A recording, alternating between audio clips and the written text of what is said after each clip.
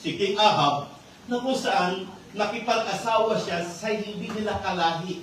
Nakipag-asawa siya sa isang pagano na si Jezebel. Si Jezebel, ang kanyang tatay kapatid, ay pinakapuno ng saserdote ni Balaam. Si Balaam ay, ang tatay ni Jezebel ay pagano na sila ay sumasamba sa hindi tunay na Diyos. Kaya, nagalit ang Panginoon sa haring ito sapagkat sinusuway niya ang pamantayan ng pamumuhay ng mga Israel na dapat kumikilala sa Diyos. Sinumpa ng Panginoon ang bayan ng Israel. Kaya sinubo niya ngayon si Elijah para sabihan, 3 years walang ulan.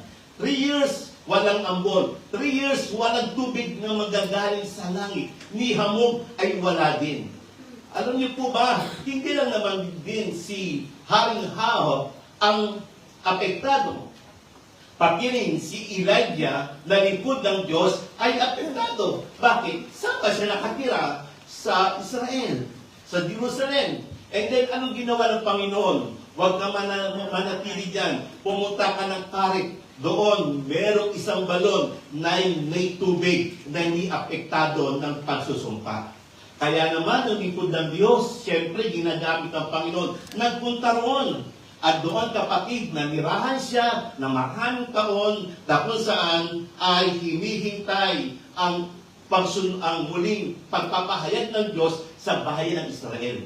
Alam niyo po ba, yung karik, punong-puno ng tubig yan, ng batis, doon siya kumukuha ng kanyang inumin, at ang mga pagkain niya, inuutusan ng Diyos ang mga raven, mga ibon, para dumapo sa kanya at sabihin, kainin mo na ako kasi padala ko ng Diyos. Biruin mo yan? Pati palang uwak na utusan ng Panginoon para isupply ang pangailangan ng lingkod ng Diyos. Kaya itong lingkod ng Diyos, wala siyang takot sumunod sa kalooban ng Diyos. Bakit? Hindi ba pumaapektuhan eh? Dahil na lang po, ang Diyos na nagsugo sa akin, hindi niya ko pababayaan sa anumang sigalot. Ito na kapatid, dumating ang panahon na ubos ng tubig. 2 years bang ulang-ulan. Apektado na rin yung bayan ng Karik, wala na rin tubig, at wala na rin raven na pumupunta. Bakit? Kasi ubos na yata ang uwak. Ubos na yata niya. Hindi kami kapatid. Kaya nagdasal siya, Panginoon, wala ng tubig. Anong gagawin? Pumunta ka ng Sarepta. Sarepta, may babaeng balo roon. Kaya sabi niya, yung babaeng balo na yon, ang siyang magpapakain sa iyo. Hindi nagpunta naman siya sa Sarepta. At nakakita siya kapatid ng isang babae at may isang anak, no? Single mom siya, no? Dahil paano, single mom, ng isang anak, nangangahoy. At dumating yung propeta na balo din. Ay, hindi naman pala balo siya. hindi balo siya, no? Joke lang, hindi balo si propeta. No? Dumating yung propeta, hinanap yung babaeng balo na yan. At ang sabi ngayon, bigyan mo ako ng pagkain. Sabi ng Diyos ko, ikaw ang nagbibigay sa akin ng pagkain. Nagsalita yung babaeng balo. Alam ko po inipod kayo ng Diyos. Pero, hindi ba alam ng Diyos mo na itong aming pagkain, itong aming langis, itong aming harina, ay huling pagkain na namin ito. Kakain na lang kami mag-ina, pagkatapos nito, hihintay na lang namin ang aming kamatayan. Sabi niya, hindi. Sundin mo ako, ikuha mo ako ng tubig na maiinom. Di kukuha siya. E dahil sabi niya, at saka dagdagan mo lang na magluto ka ng pagkain para sa akin at para sa inyo. Dahil yung utos niya, sabi niya, is ng lingkod ng Panginoon, huwag ka mag-alala. Hindi ka mauubusan at hindi ka maghihirap sa iyong buhay. Amen. Pinaniwalaan niya yun. Kaya ginawa ngayon ng babae nito, nagluto siya ng pagkain. Habang nagluluto siya ng pagkain, ito na yung huling pagkain, iniisip niya, paano kaya yung aking anak? Paano naman kaming dalawa? Ito, iniluluto ko. Magkukulang pa ito para sa kanya. Pero dahil ang taong yon ay isang lingkod ng Panginoon, sige, ibibigay ko sa kanya ang mga bagay ng kanyang kailangan. E di ngayon, Yung anak niya, nagugutom na, Nay, kahit piranggot lang, huwag mong pakialam yan. Sa lingkod ng Diyos yan. Huwag mong pakialaman yan. Para yan sa preacher. Hindi para sa iyo yan. Hindi ba? Para sa preacher yan. Na dumating dito sa Macau. So ngayon, kapatid, ito nga yung babae dito, naghanda siya ngayon at ibinigay niya ngayon doon sa lingkod ng Panginoon. Samantalang yung kanyang anak ay nakatunganga, nagugutom. Dahil na ibinigay sa preacher, ibinigay kay Prophet Elijah. Anong sabi ngayon? Sabi ni Prophet Elijah, anong tinutungangan nyo dito sa harapan ko? Bakit po? Bakit di ka bumalik sa kusina at magluto ka uli? At magluto ka pa ng marami? Wala na po eh. Diyan tayo yung huling luto na namin. Wala na kaming langis, wala na kaming harina. Sabi na lingkod ng Diyos, ano ba sinabi ko sa iyo? Hindi ba't hindi kayo mauubusan kapag ginawa mo ang mga bagay na ito? Ang Diyos ang magbibigay sa iyo? Hindi nga paniwala ko po yun, pero wala na talaga eh. Yan na yun eh. Bakit hindi mo subukang bumalik sa kusina at magluto ka para naman sa inyo? Di bumalik siya sa kusina. Nakakita siyang may natitira pa. Iniluto niya. At nakita niya may langis pa. Niluto pa rin niya. Nagtataka siya. Lagay siya ng lagay ng harina, hindi nauubos. Nagtataka rin siya, lagay siya ng lagay ng langis, hindi rin nauubos. Di ang ginawa niya, maghapon nagluto, hindi nauubos.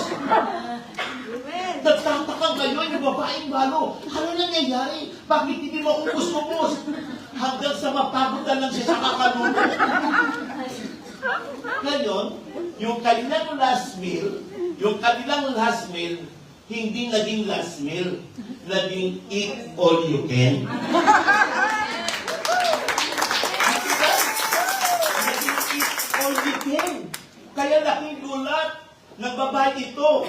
Ito na ba yung isang propeta nagtataka bakit ang tagal bumalik na magnanay?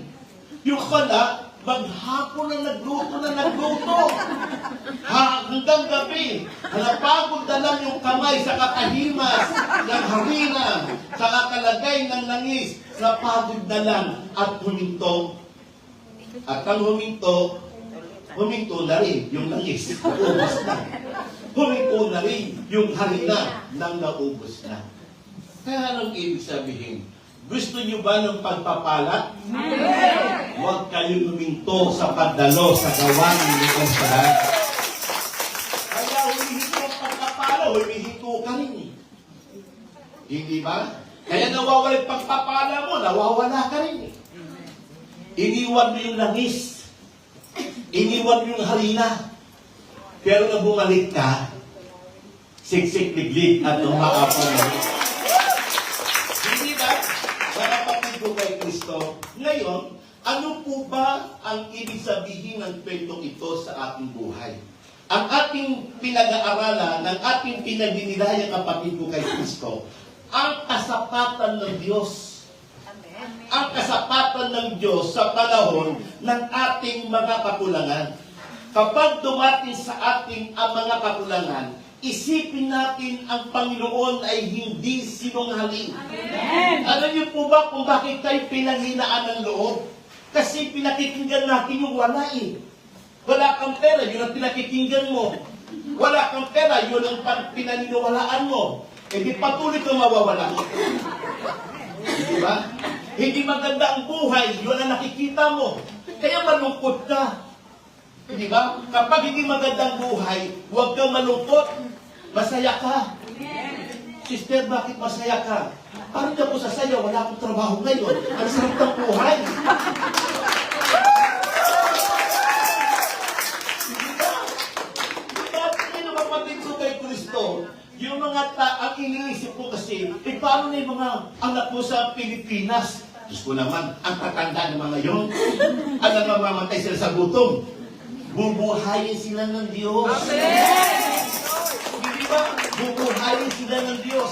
Kaya kita mo kapatid mo kay Kristo, kapag inaayunan natin ang sitwasyon ng ating pamumuhay, lalo lang natutuwa ang demonyo.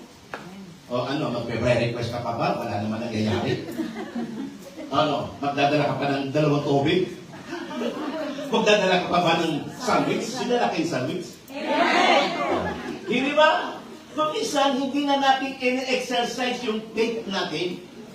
Ang kinakailangan isabuhay natin yung pananampalataya. Huwag nating hayaan talunin tayo ng kalungkutan at kawalan. Paano po natin i-exercise yung ating pananampalataya? Tularan natin ang babaeng balo. Hindi ba? Ano pinaniwala ng babaeng balo? Yung sinabi ng lingkod ng Diyos. Yung pangako ng Panginoon na dapat itanim mo sa iyong puso't isipan na kahit ay nararanasan mo ang hirap, kahit nararanasan mo kawalan, kahit nararanasan mo, Panginoon, ang gutom, ang isipin mo ang salita ng Diyos dahil umaasa ka, si Kilos ang Panginoon sa buhay. Kapag hindi mo isinasanay o isinasabuhay ang kanyang sinasabi, isinasara mo na ang pintuan mo ng pagpapala.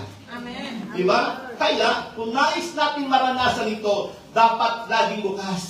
Amen. Na naghihintay. Na nagpapakatatag. Na nagpapatuloy. Dahil naniniwala kang hindi natutulog si Yahweh El Shaddai. Anong dapat gawin, kapatid?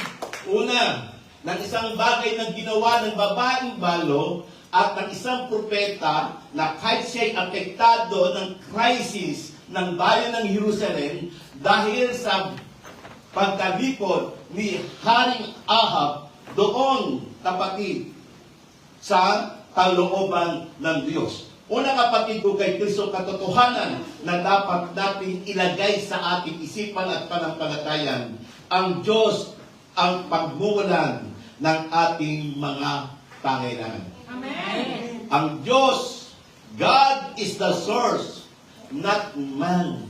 Amen. Hindi tao. Di ba? Hindi kamay ng tao. At hindi ng sino mang tao. Ang tulong mo, ang tulong ng ating inaasahan, isipin mo manggagaling sa Diyos. Amen. Hindi ba? Hindi lang sa ating sweldo, hindi lang sa ating mga koneksyon, hindi lang sa mga bagay ng mga pangako ng sino mang nangako mga politiko at ng gobyerno. At lagi nating iisipin, kapatid, kapag sa tao ka umasa, mabibigo ka. Mawawalan ka't masasaktan ka. Hindi ba? Pero kapag sa Diyos ka umasa, nakikita ng Panginoon ang iyong pusong may pananabik sa paghihintay mo sa kanyang pagsunod. Hindi po ba? Hindi ka ipapahiya ng Diyos. Ang kapatid ko kay Kristo, isabuhay mo ang iyong pinapaniwalaan sa Kanya. Huwag kang titigil.